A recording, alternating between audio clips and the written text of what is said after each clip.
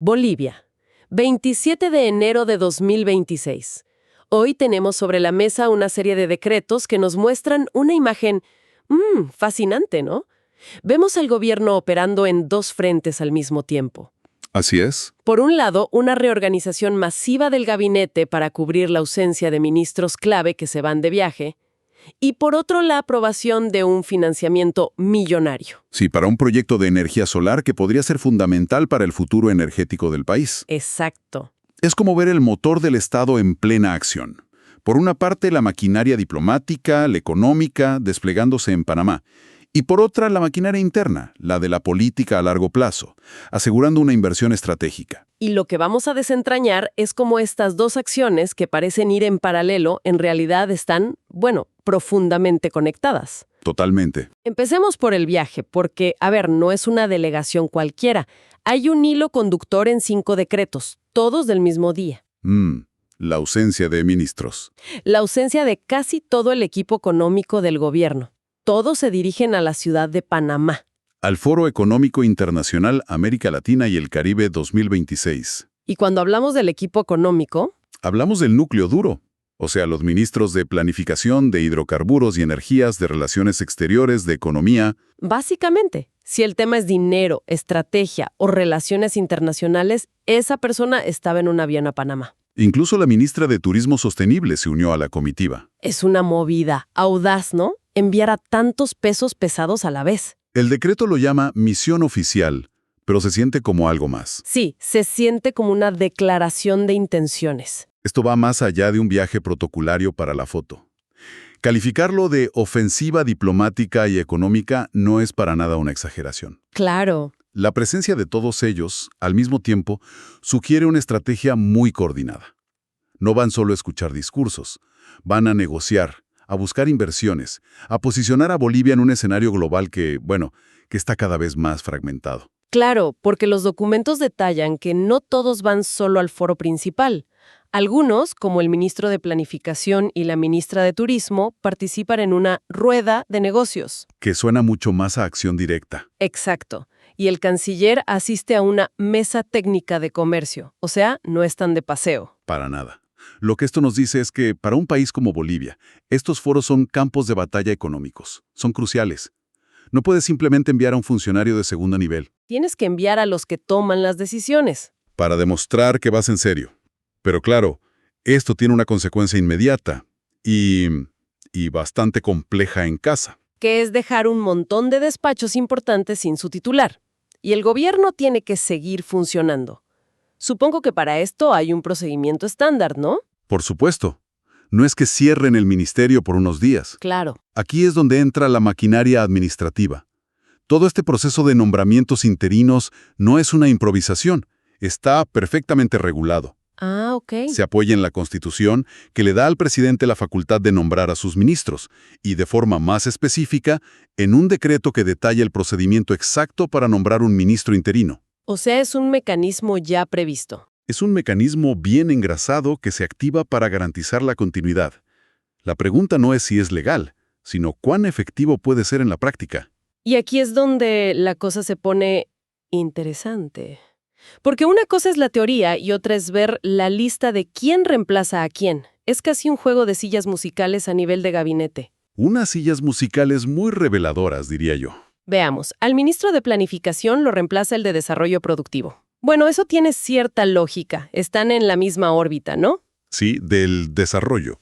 Al de Hidrocarburos lo asume el de Minería. De nuevo, sector energético, extractivo, hay una conexión. Pero a partir de ahí, las conexiones se vuelven un poco más creativas. Es una forma amable de ponerlo. El ministro de la Presidencia, José Luis Lupo Flores, cuya firma, por cierto, aparece en todos estos decretos, asume como canciller interino, y el ministro de Gobierno se hace cargo de Economía y Finanzas Públicas. Una cartera enfocada en seguridad interna, ojo. Exacto.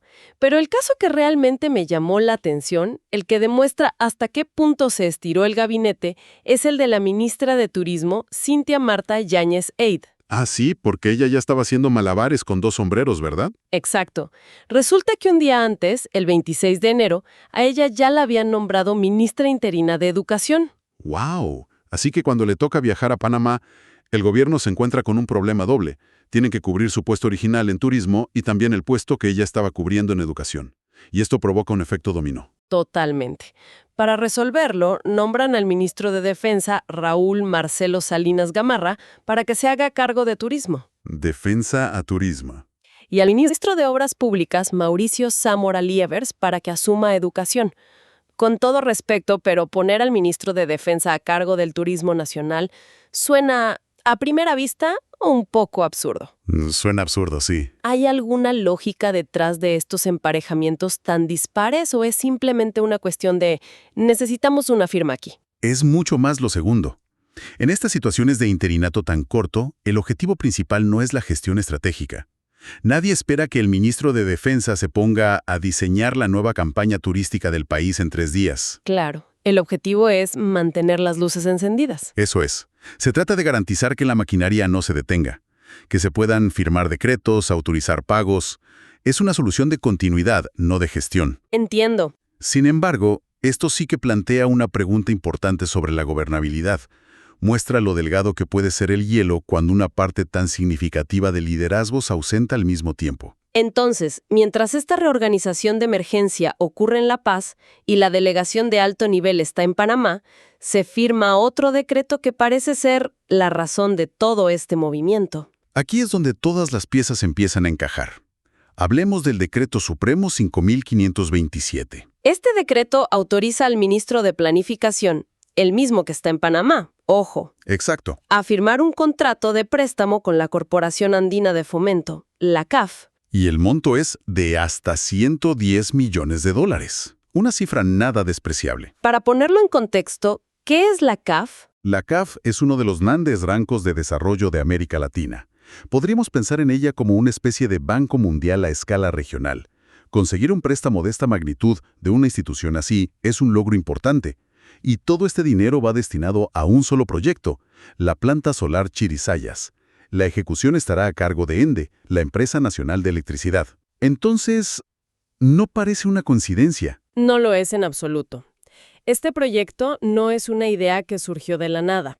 Es la materialización de una política de Estado que lleva años gestándose y que está profundamente anclada en el marco legal boliviano. ¿Ah, sí? Sí, la propia Constitución del país define la energía como un recurso estratégico y un derecho fundamental, y ordena explícitamente al Estado promover el uso de energías alternativas. O sea que la base para una planta solar como esta ya estaba escrita en la ley fundamental del país, precisamente.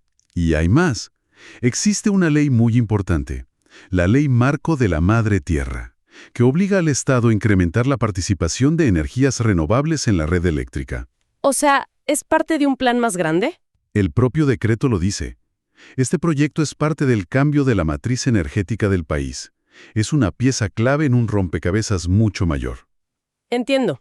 Entonces, no es una decisión aislada, sino la ejecución de una visión a largo plazo. Pero, ¿cómo funciona el proceso? El ministro firma en Panamá y el dinero empieza a llegar al día siguiente. No tan rápido. Y este es un detalle procedimental clave que a menudo se pasa por alto. El decreto autoriza al ministro a firmar el contrato. Sí. Pero, una vez firmado, ese contrato de préstamo debe ser enviado a la Asamblea Legislativa Plurinacional para su aprobación. o sea que el poder legislativo tiene la última palabra. ¿Exacto? Hay un control democrático sobre el endeudamiento del país. Exacto. La Constitución lo exige. Y esto añade una capa fundamental de escrutinio, de transparencia. No es solo una decisión del Poder Ejecutivo, debe pasar por el filtro de los representantes electos. Es un contrapeso esencial. Justo. Entonces, si juntamos todas las piezas, ¿qué es lo que vemos? El mismo día, el gobierno boliviano pone en marcha 2 operaciones enormes. Una es externa, un despliegue de fuerza en uno de los foros más importantes de la región, y la otra es interna, la aprobación de la estructura legal y financiera para un proyecto de infraestructura vital para su futuro. Es una coreografía gubernamental casi perfecta, ¿no? Totalmente sincronizada. Un acto se desarrolla en el escenario internacional buscando proyectar confianza y, muy probablemente, allanar el camino para este tipo de financiamientos.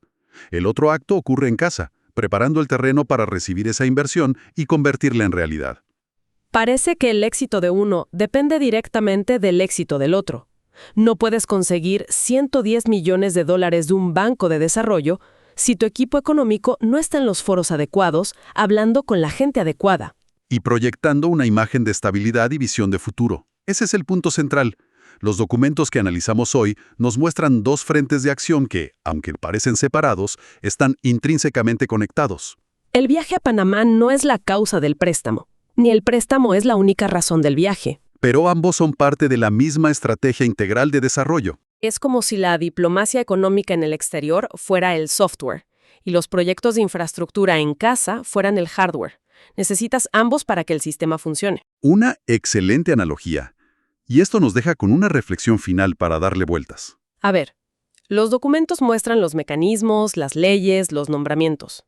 Pero lo que subyace es una pregunta estratégica. ¿Hasta qué punto la capacidad de un país para financiar su propia transición energética, con proyectos como esta planta solar, depende de su habilidad para jugar el juego de la diplomacia económica en foros como el de Panamá? Son realmente dos caras de la misma moneda, donde el apretón de manos en un centro de convenciones extranjero es lo que en última instancia permite encender las luces en un pueblo remoto gracias a la energía solar.